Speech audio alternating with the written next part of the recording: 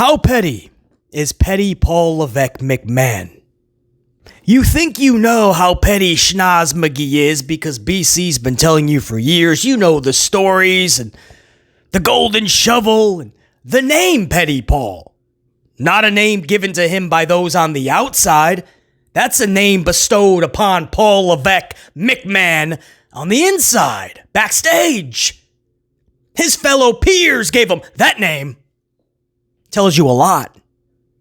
Oh, but good old Nose Man, he's having quite a week for himself this week. And over the last 24 hours, 3 big stories coming to light. Each story shows you just how petty good old Paulito is. How childish.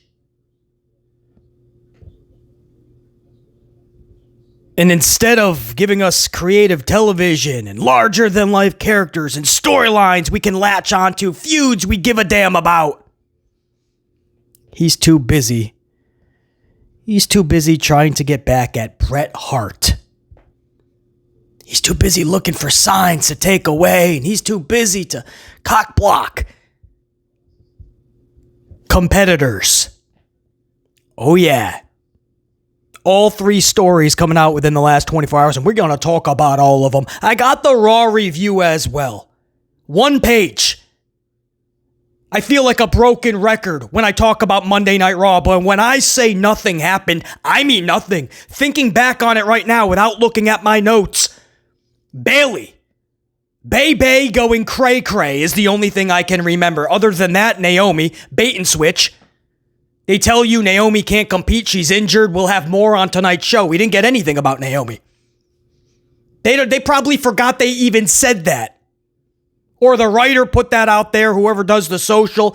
They're not in cahoots with the writers or anybody who's producing the show. They're all on different pages, and that's why things are even more confusing. Nothing makes sense. Nothing on Naomi. Bayley's the only topic of relevancy. Other than that, you have Solo and LA Knight and MFTs, and it was going to be Naomi. A bunch of SmackDown talent just competing on Raw. Nobody has answers as to why. It's not like the Survivor Series, and we're getting some big 5-on-5 Raw versus SmackDown. It's not like the Royal Rumble, where the Rumble's going to have every brand, so you're just getting everybody now. There's no reason. I don't know. You don't know. They're just there. They're just showing up. Nobody's asking any questions.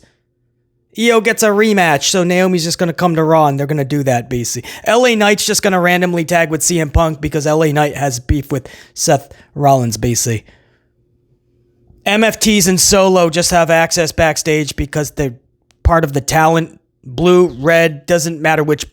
They're just there, BC. Don't ask questions. Lower the bar, BC. Remember what Paul Levesque McMahon said? If you don't like it, you're not a real fan, BC. Don't like it. I can't stand this shit. Nothing of relevancy. A half an hour match with the Grand Espresso Macchiato Latte.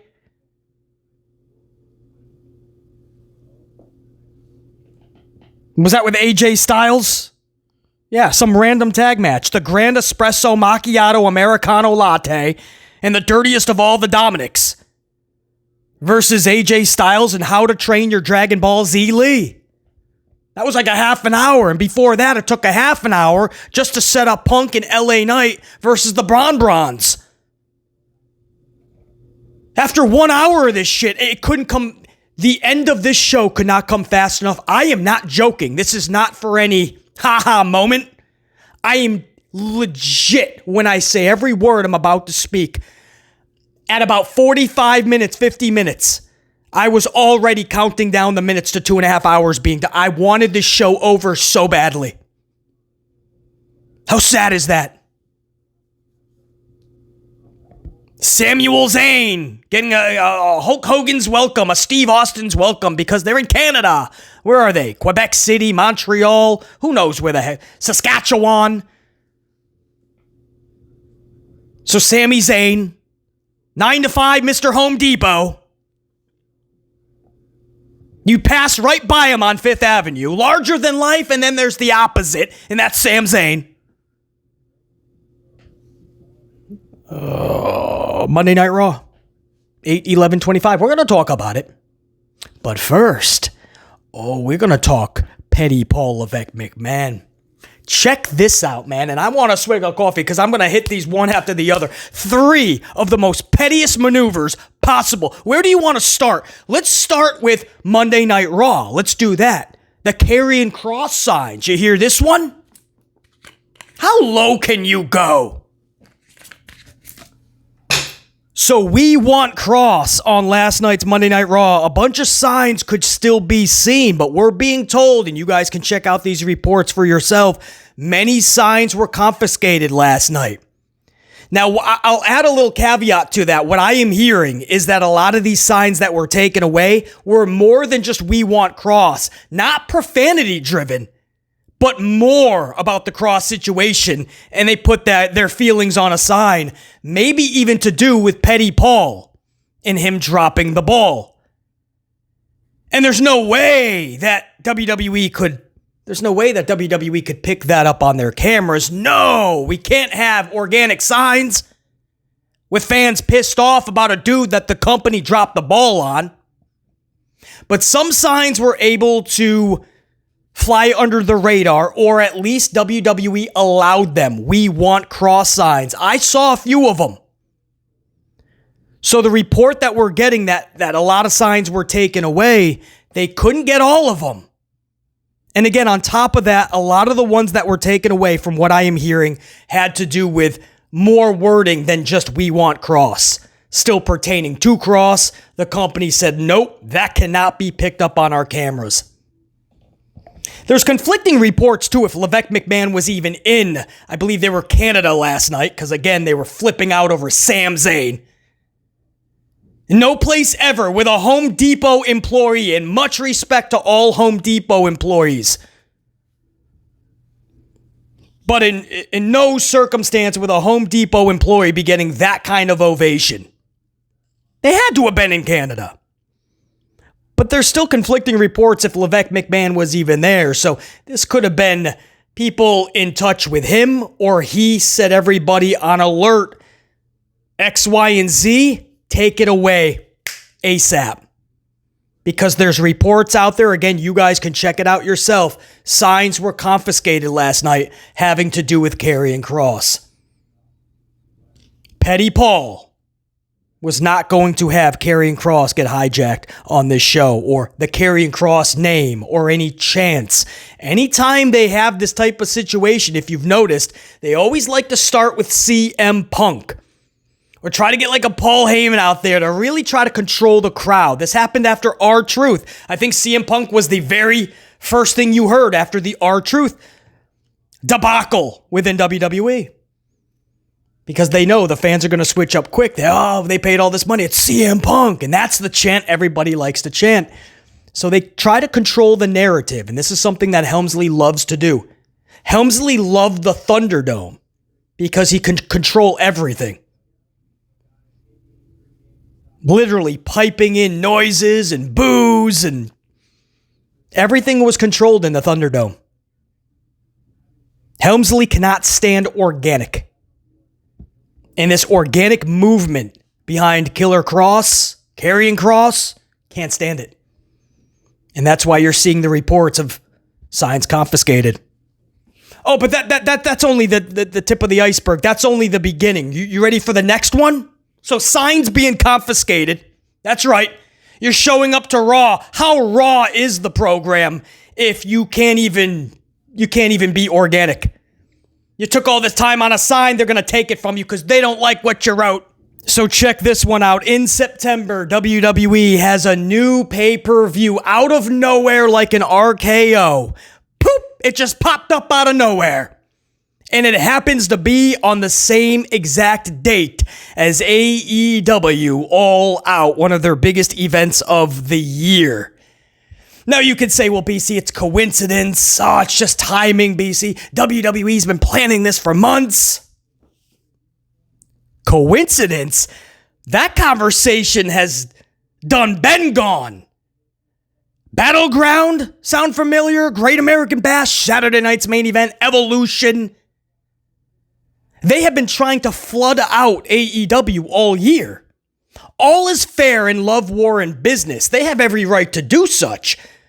But don't dare try to claim that they're not competition now and that you're not focusing on them if every single time they have a pay-per-view, WWE is having a cock-block pay-per-view themselves, premium live. Because it's clear what they're trying to do, and they're willing to risk their own product, their own brands, their own shows, just to affect the numbers of All Elite Wrestling, because that's what's happening. WWE's been around longer, they have the bigger audience, so they'll pull more of an audience on that weekend. When they go head-to-head, WWE will pull the bigger number, but they'll absolutely be affected by it.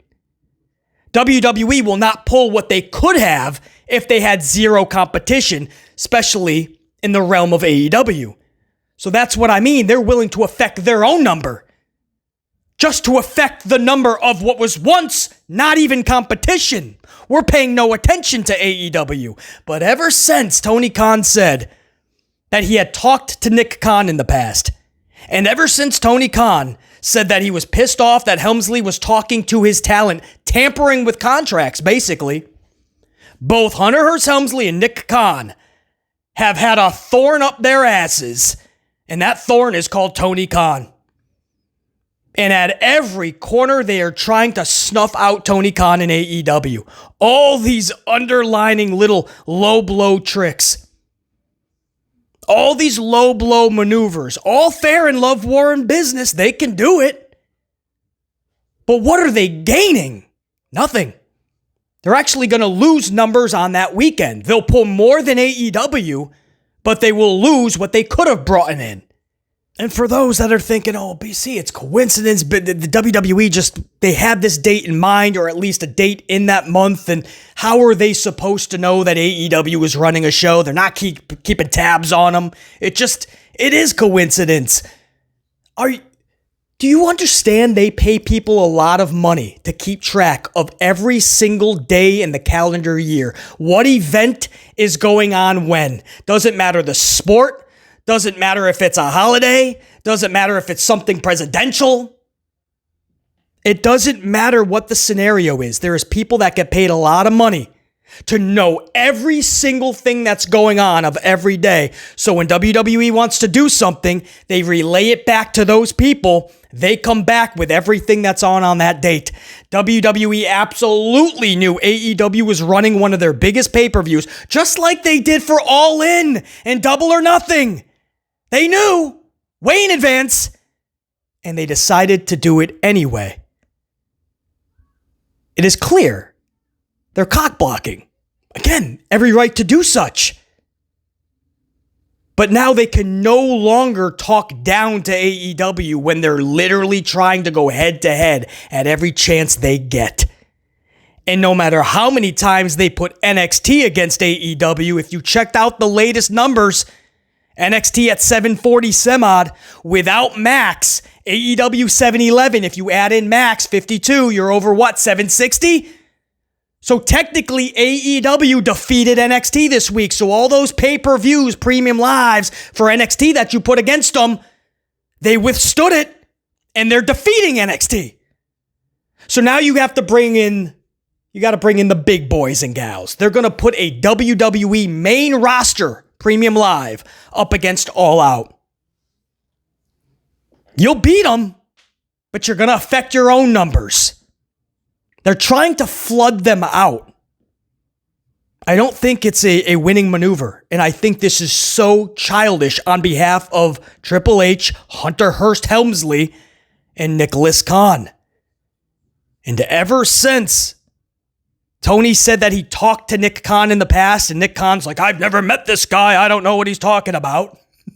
And Tony Khan said that Helmsley was tampering with contracts and talking to his talents.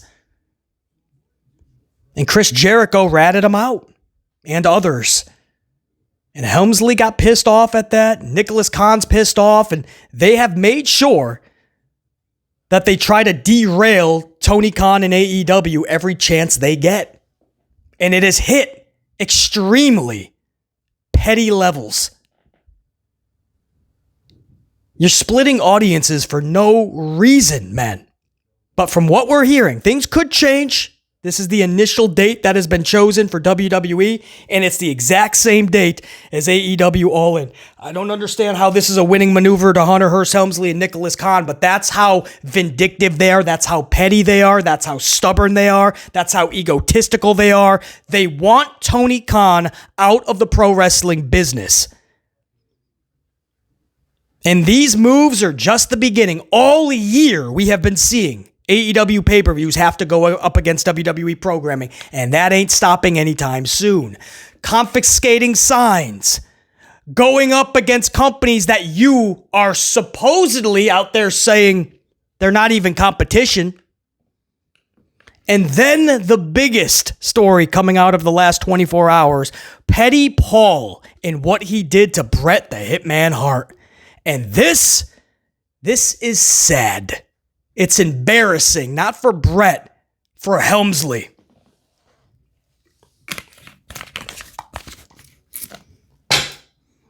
So Bret Hart was asked by WWE to come all the way to SummerSlam, fly out to SummerSlam. WWE invited Bret Hart out. They said they wanted him to be front row with a cameo shot. You know, when they show all the legends and celebrities. They brought Bret Hart all the way out and said, we're sitting you front row.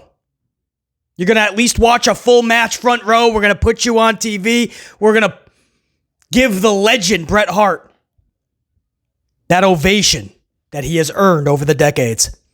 They brought Bret Hart all the way from another country to SummerSlam. And when he got there, he was told, we have no seats for you. He was supposed to have a cameo. Legend Bret Hart, maybe give a little, let the fans cheer for you. They flew him all the way out there. Guy got on a plane at his age and all of his issues health-wise that he's had. He got his ass on a plane, flew all the way out there, and they don't have a seat for him. Meanwhile, where he was, he could see Kevin Nash's big dome piece and a few others, and he's like, well, you got Kevin Nash? You guys know what this is, right? Think back. What happened WrestleMania weekend? You guys are smart. This is the Amplified unit. This isn't some dim-witted schmuck channel in the community. No, this is the Amplified unit. I don't even need to tell you exactly. You got that vision, don't you? Hearst Helmsley putting himself into the Hall of Fame, because that's what happened. Undertaker, Shawn Michaels, Stephanie surprised him. Okay, he's running the show, and he's putting himself in. If they tried that shit with Vince McMahon, Vince would go, no, you're all fired. You ain't getting Vince McMahon in the Hall of Fame. Ain't happening. Or not while he's in charge. Not happening. It's hard enough getting Vince McMahon out of his office. The guy works 25 hours out of a 24-hour day. Steiner math. So Helmsley's going into the Hall of Fame, and he's got, and he wanted, this is what he does. He wants to bring in people from WCW when he was an active wrestler because he wanted to beat them. He wanted people like Sting in there on the grandest stage so he could beat him. We wanted Sting and Undertaker. So what did we get? Hunter Hearst Helmsley and Sting. Helmsley always saw himself on the same level as Sting. Dude, you were fucking, what's his name? Glacier. Does anybody remember Glacier? You were Disco Inferno, bro. You were Alex Riley. You remember Alex Riley, the dancer? For WCW? I'm taking you way back. You were not on the level of Sting, but Sting comes in and Sting gets beat by Hunter Hearst Helmsley. Okay. This is what he wanted to do. While he was being inducted, he wanted people like Stone Cold Steve Austin and Bret Hart on the stage while he was the headliner. That's what he wanted. And that's why you had this weird Hall of Fame induction match of the decades or whatever it was called. It was Stone Cold and Bret Hart getting a Hall of Fame nod for the match that they had. So Bret Hart had to be on that stage while Helmsley is the headliner and getting all this praise. So Helmsley, on the day of Mania, while they're doing the whole introductions of all the Hall of Famers, live during Mania, Helmsley goes to shake everybody's hand. Good. Yeah, I'm the headliner tonight. Yeah, I'm the headliner. Hi, I'm HHH headliner. Yeah. And when he got to Bret Hart kind of looked away and rolled his eyes like, yeah. Bret Hart was not bullshitting. Bret Hart wasn't there to play the game. Bret Hart was not going to bullshit. Bret Hart probably wanted to get back to room service. He just wanted this done with, and here's Helmsley playing fucking superstar again. So Bret Hart didn't bullshit. He kind of rolled his eyes and looked away. It was a natural reaction. Probably didn't even mean to do it. It was natural. And Helmsley obviously saw that probably a billion times since, because it was all over the wrestling world. Everybody was cracking up. It became a huge meme. Bret Hart no sells Hunter Hearst Helmsley's Hall of Fame induction. Or at least the WrestleMania introductions. It was fucking brilliant. Bret Hart snubbed Helmsley. But it was just a natural thing. No harm, no foul. I didn't know we had to do the shaking hands thing. Just go out there, spritz your water, get the adulation from the fans, and let's wrap this up. Helmsley got pissed off. Do you think this is a coincidence? Do you think this is an accident? They told Bret Hart to get on a plane, come all the way to SummerSlam. We're going to put you in a quick cameo. You're going to watch a match front row and let the fans cheer for you. And when they brought him out, when he finally got to the arena, the stadium, they told him, sorry, Bret, no seats for you. That's from his own words, Bret Hart. And Bret Hart is saying, this is like a quote. Slight paraphrase, but basically a quote. He says, it's when I fully realize that this company doesn't fully appreciate what I've done. Those were his exact words. Bro, it ain't just that, Bret. This is retribution. This is Helmsley's revenge for you no-selling his Hall of Fame. He flew you out there to embarrass you, to make you feel this big. That's what Helmsley does. They nicknamed him Petty Paul backstage. That's not a name we created. Petty Paul for a reason. And other names like Scumbag and such. But that's for a reason.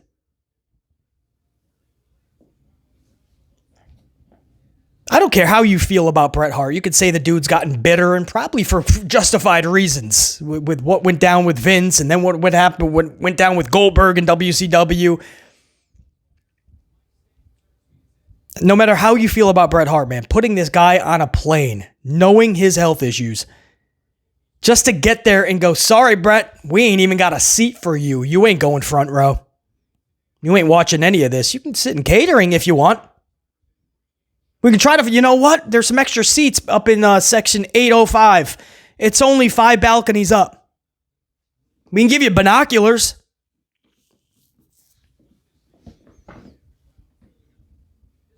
That's some douchebaggery. And that's Petty Paul. That's nobody else's move but Petty Paul. I assure you. All because of what happened at WrestleMania weekend in the Hall of Fame induction. On stage at WrestleMania. That's exactly what happened. The second I read that, it wasn't even...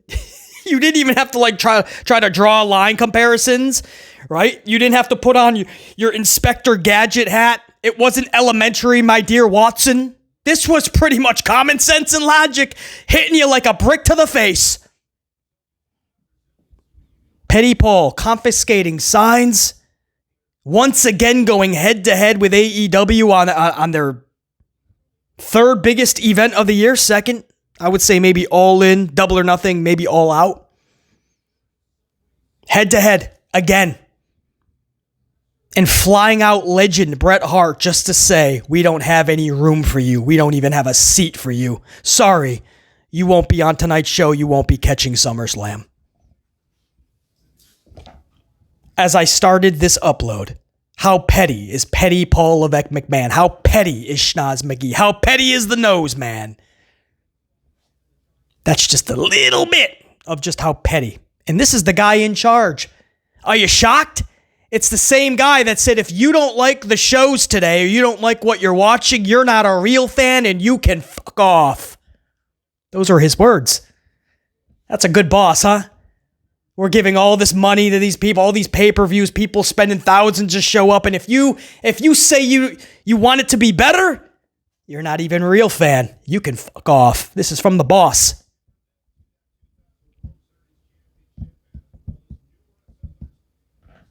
And people get all upset. You're being so hard on Triple H. You're being hard on Triple H. Why so hard? He's trying to save wrestling. Are we being hard on? This guy can tell the fans to fuck off. He can tell us we're not real fans when we were watching way before he was even a part of pro wrestling. He can say whatever he wants. But when we say these shows suck and we rip this dude apart for being an idiot, we can't say anything. Triple H needs to have his hand held. He's trying to save pro wrestling.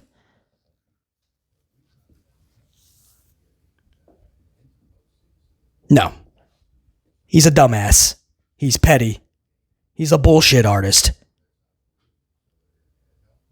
He's an idiot. He's an idiot. And his version of pro wrestling sucks. And this Monday Night Raw sucked. You want to know what happened? This ain't going to take long at all. Oh, it's a one-pager, and I'll try to fly through this for you guys because I know this is going to get out late to you guys. And you want the truth? You want to know why this is getting out late? I did everything else I needed to do. A few other things after this, obviously, but I tried to get so much done before cutting this because I did not want to talk about this show. I didn't. A big part of me just didn't want to at all today. But I thought of my subscribers, everybody that took a moment to smash that subscription.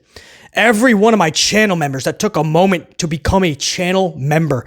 Everyone that at one point or another during a live stream left a super chat. Or on regular videos like this and uploads and reviews and amped ups, leaving a super thanks.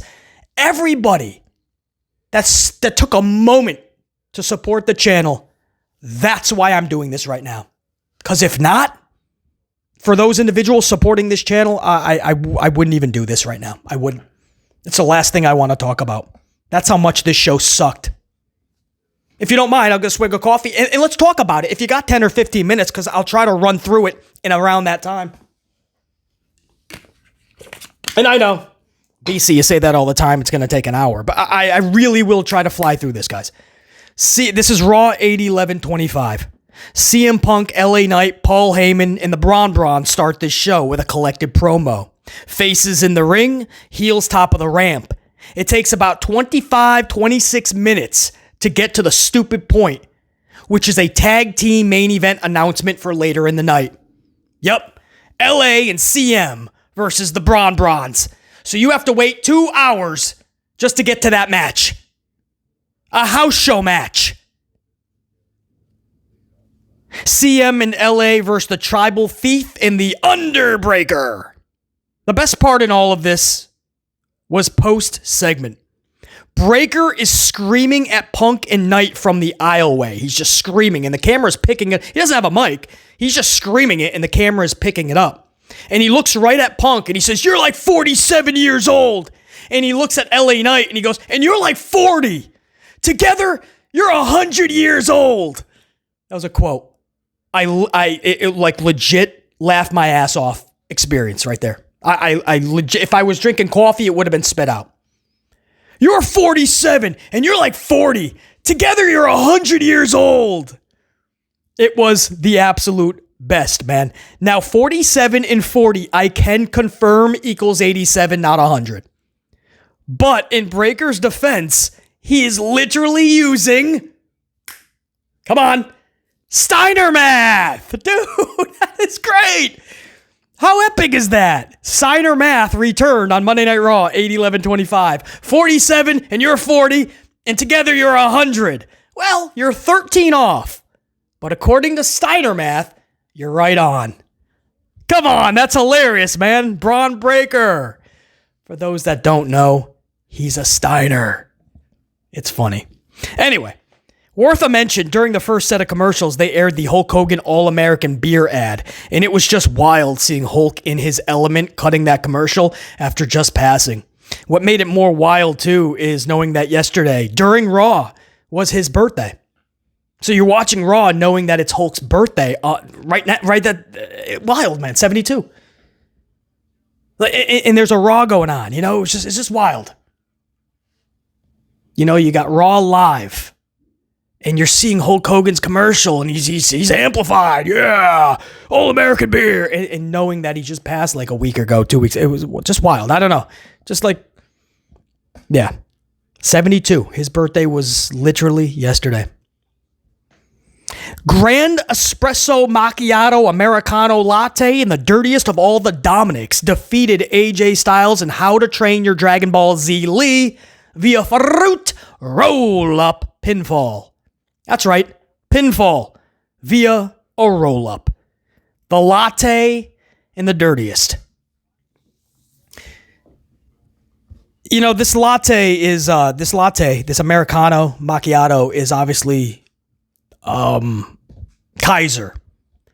I don't know what Tiffany did to Kaiser when she dropped that line on Charlotte, but ever since, this dude was stuck at catering, and now he's in some goofy mask, and now he's called a Grand Espresso. I mean, this is some weird booking. I am so over this grande latte shit. I don't care if there's 10 of them. I think this match went on all too long. I didn't care at all about this match. I'm not under the age of fucking 15, so I don't care about Dirty Dom Mysterio like everyone else does. When Mysterio comes through the curtain, I'm not like, it's Dominic Mysterio. I'm not getting it. I'm not getting the whole Dominic Mysterio like praise. I'm just not getting it. I don't mind him. He's a subpar talent. Doesn't like the gym, clearly. Wrestles once in a while. Has a weird, funky haircut. I don't get the Dirty Dom Mysterio thing. I don't. But I also don't get Rhea Ripley. But again, this is a lot of the younger fans that are showing up, and that this is who they're. These are their people. So, whatever, man.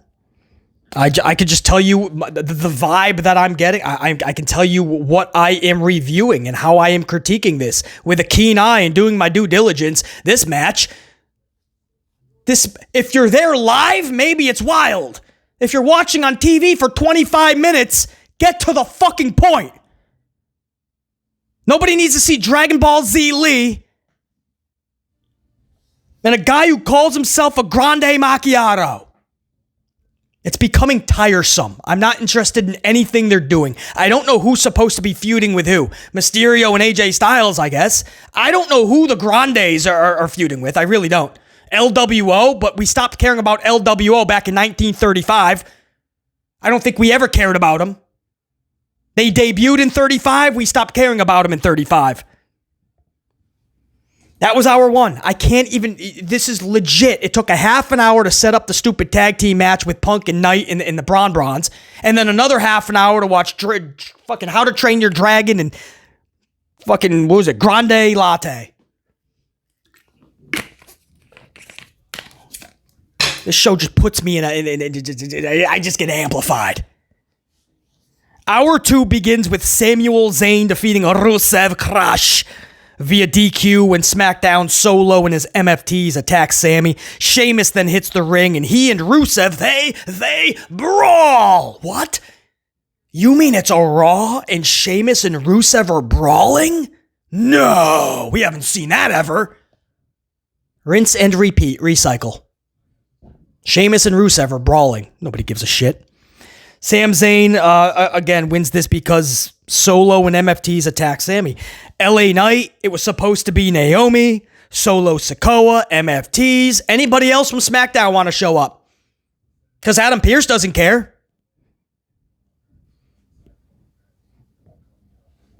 I should be ranting about how WWE doesn't honor or even care about the brand split. But if Solo and some MFTs are going to keep Home Depot Sammy from winning a world title, then I'm good. I ain't going to complain about it at all.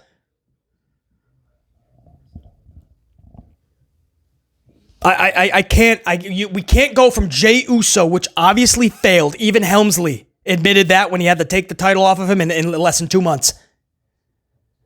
His father said he was exhausted after 2 weeks.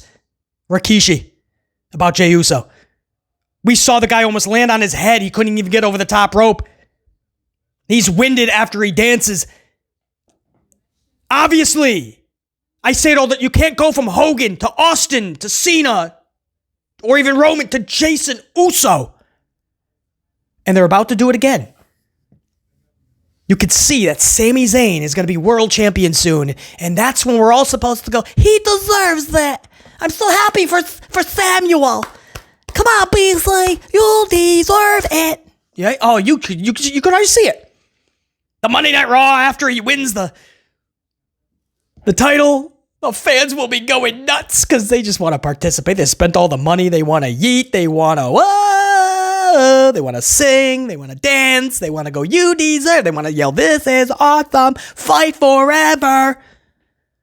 Cody Rhodes. Cody Rhodes. They just want to sing all night. They think it's an American Idol audition. So they'll be going electric, right? Helmsley will be backstage. We made the right decision. I put the rocket on him. You see what I did? Guys, you see what I did? I put the rocket on Sammy. Well, that's fine, Hunter, but he's got to be back at Home Depot for an 8 o'clock shift tomorrow. Oh, the whole arena will be shouting out from the mountaintops, you deserve it! And when the dust settles, the smoke clears, do you know what we have? Samuel Zayn, the mid-card guy. The guy facing Jackass and having 1,000 matches with Kevin Owens. He will be your world champion. And when you think Hulk Hogan and Undertaker and Steve Austin and Rock and Cena and even Roman, and you have Sami Zayn in that same sentence, and you wonder why ratings are going backwards, you don't have to wonder anymore. That's why. We're just putting the title on the feel-good moment wrestlers. Because they deserve it, I'm told. And we like them. I said it once, I said it a million times. I like Tito Santana. He was not going to be world champion with a roster of Hulk Hogan and Savage and Warrior and so many others. You were not putting the world title on Tito Santana. You were not even putting it on Rick Martel. The big boss man couldn't touch that shit. Roddy Piper couldn't touch that shit. Roddy Piper could not touch the world title. Last I checked, Sami Zayn couldn't light a candle to Roddy Piper. Jason Uso? Jason Uso? He couldn't touch Marty Jannetty. Marty Jannetty wasn't becoming world champion. That's the difference. That's how stacked the roster truly was. And we had larger than life characters. And we had dudes we liked. And dudes that were good. That doesn't mean you throw world titles on them. At a time where ratings are going backwards and we keep putting titles on Jason Uso and Sami Zayn. And who's next? One of Pretty Deadly? Prince Elliot? You're going to put it on Tozawa? You can't even joke about it anymore because there's too many fans that'll go, oh man, Tozawa does deserve it. Tozawa does deserve the world title. He's been there for so long, he's got nothing. That's what they'll say. I'm not even joking. Because fans today don't hold any prestige for the titles. The company doesn't even hold prestige for their own titles. So of course today's numbnuts are not going to fucking have any prestige for it. To the kids today that are showing up, these titles could be fucking lollipops. Just send them around. Candy. Halloween candy. Here, you get one, you get one. Everybody gets a damn title. My eyes twitching at the thought of Samuel Zayn hoisting up a championship. But you know that's what Helmsley's doing because Sammy's smaller than Helmsley too. He doesn't really hit the gym like a Uso, Jey Uso. He likes that. He doesn't have to see himself in these superstars, right? And a lot of you have been saying this, and it's so true. A lot of you guys are picking up about the Karrion Kross and having Scarlett. And you remember that WrestleMania entrance with Stephanie. He always envisioned the power couple being him and Stephanie and like being these kings and queens. You see Karrion and Scarlett, and that is just it. And Helmsley sees himself in them. Or at least what he would like to be. Or maybe even in his own dome piece what he once was. And he's not. And Stephanie sure as hell ain't no Scarlet Bordeaux. You can't stand that. So you'll get a lot of these dudes like Jason Uso and Sami Zayn. They're going to be the ones. Little Dominic Mysterio will hold championships.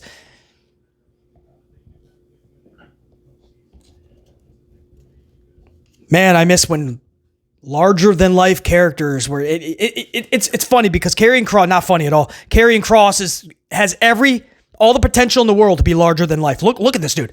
Look at all the photos of him and Scarlett and how they cut promos and just the visuals. All the potential to be larger than life. And those are the ones. We don't have room for you in this company. We gotta make sure Sami Zayn is getting over. We gotta make sure that Jey Uso has the world title. Sorry, Karrion. Bray Wyatt, we don't know what to do with you, Bray. Goldberg's coming in. Can you just drop the title to Goldberg real quick? Thank you, Bray.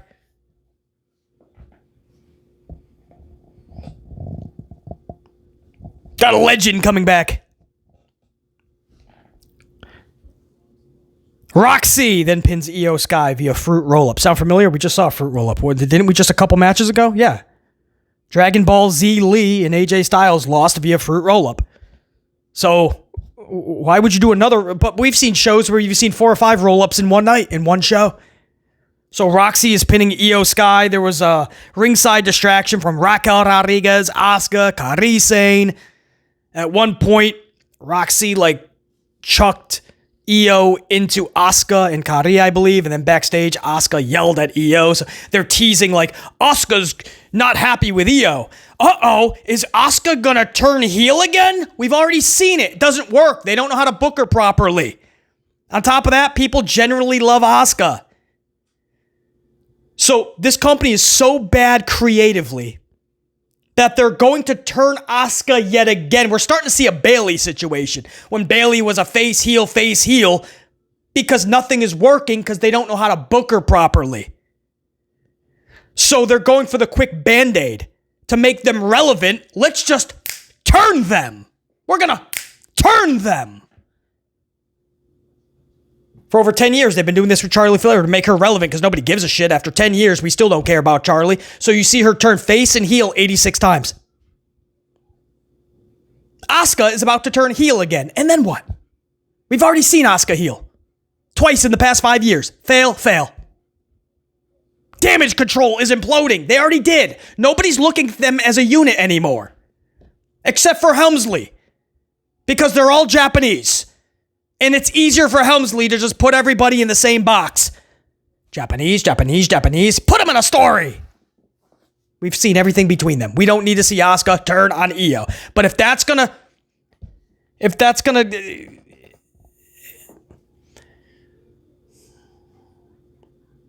what it's gonna take to just move on from all of this with Kairi and Asuka, because they're so damn irrelevant. It's sad watching them do the New Day shtick backstage and just walk around backstage and do these 5-second promos every week. They have nothing. I mean, do you see New Day and Grayson Waller? For some reason, they're always together every week doing some quick 5-second bullshit backstage. Grayson Waller and New Day is hanging out backstage now. What the fuck is it? What? Tell me you have nothing for these individuals without actually telling me you have nothing for these individuals. Fruit roll-up, Roxy defeats Io Sky. Becky Lynch taps out Maxine Dupri. That's right, Maxine was wrestling last night. Good for her, man. She tried. Becky Lynch remains one of the only...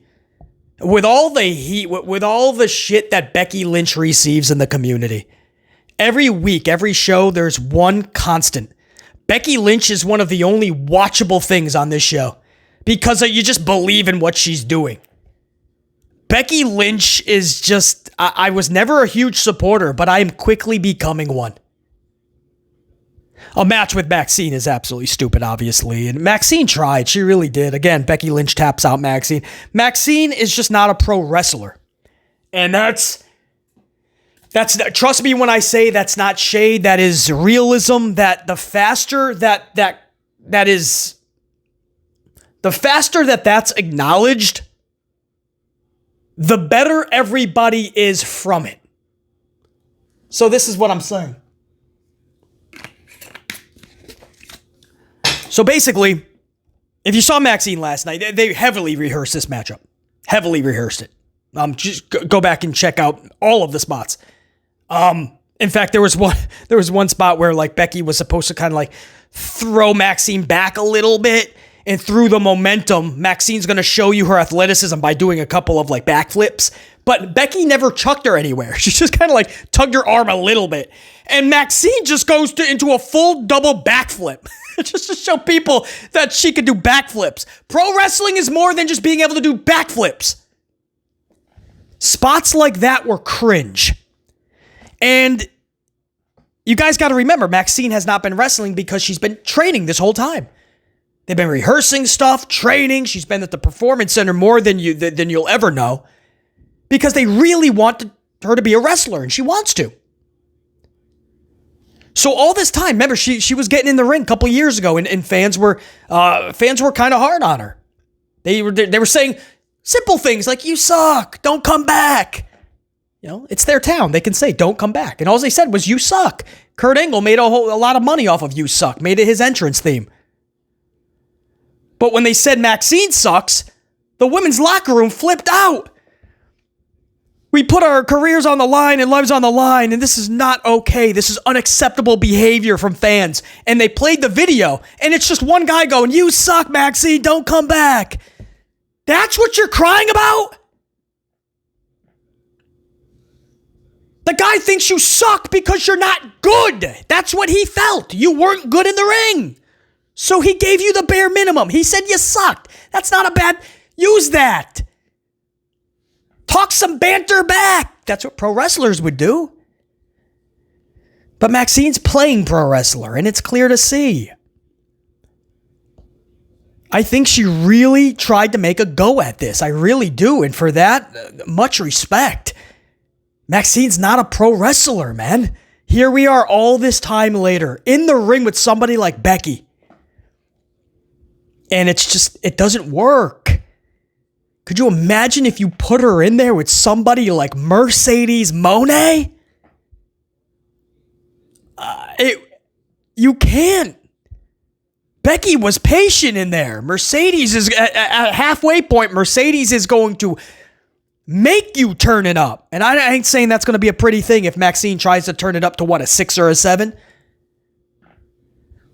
Maxine tried to hit all her spots as rehearsed as they were. You're not always going to get that. It's unfortunate to say this because I'm a huge Ronda Rousey supporter. Rousey did not work in pro wrestling. The first few matches did, and we were like, oh, it's like Kurt Angle. She gets it. No, we found out how heavily rehearsed they were. And she happened to have hit all her spots, and it worked really well. But once you get on the grind and you don't get to rehearse as much, Ronda Rousey was exposed big time. She never really clung on to this wrestling thing. Maxine's just not a pro wrestler. It happens. I say it a billion times. I always wanted to be the lead singer of a rock band, right? That was always like the dream. I did karaoke once and I said, well, that ain't happening. You learn quickly. You try it for sure. Give it a try. Give it a old attaboy. But you got to know if you just suck. Like, can I improve? And if I do, at what level? Or should I just call the audible? It's okay. I love food and cooking. I know I'm not a chef. I know I'll be burning some shit and just try not to burn the kitchen down. But it would be cool to be a chef at the Bellagio or some 5-star resort. But I know I shouldn't be doing that. Maxine can make so much money in the wrestling industry. She's got a look. She could be so much in the managerial world. Transition to a ref, maybe. She can do so much. If she wants to keep the wrestling game going, keep it going. If WWE wants to keep having her in matches, all right. But are we all going to act like this is working? All of this time for Maxine Dupri. Scarlett Bordeaux can wrestle better. That's facts. Scarlett just got kicked to the curb. They didn't offer them. They offered them peanuts to stay with the company. It was insulting. But Maxine's a prettier face, so they kept Maxine. Or Maxine is less trouble, I guess, than Scarlett and Karrion. I don't know, but they have their reasons. Some of the people that get released is mind-boggling. And you're like, Tozawa and Maxine get to stay? No, that doesn't fucking sit well when Karrion Kross and Scarlett so easily get kicked to the curb. Or R-Truth is told, we're not going to re-sign you. We're keeping Maxine and Tozawa. Yeah, that pisses me off.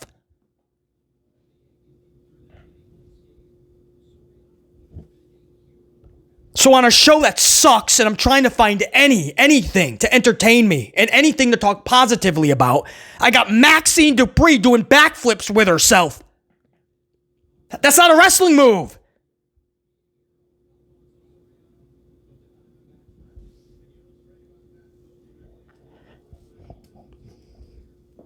And we're supposed to bullshit. We're supposed to go, oh, good job, Maxine. You get better and better. Great. So for the next few years, let's watch some subpar pro wrestling. Because we're supposed to be nice.